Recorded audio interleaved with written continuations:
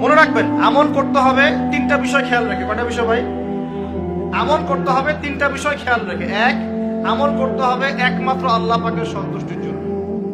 এক নম্বর কি বলেন? এক আল্লাহর সন্তুষ্টির জন্য, কারো সন্তুষ্টির জন্য না, কারো জন্য না। শুধু কার জন্য?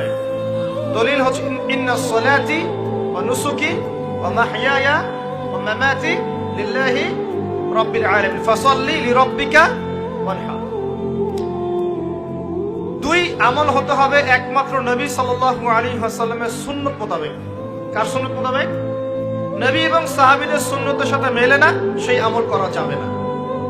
নবী এবং সাহাবীদের সুন্নতের সাথে মেলে না, সেই আমল করা যাবে না।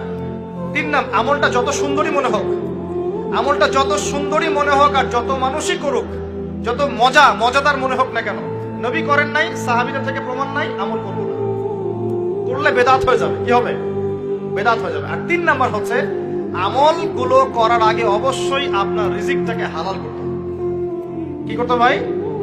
ব্যাস এই তিনটা শর্ত পূরণ করে আমল করলে ইনশাআল্লাহ তাআলা আমরা জান্নাতে যাবো।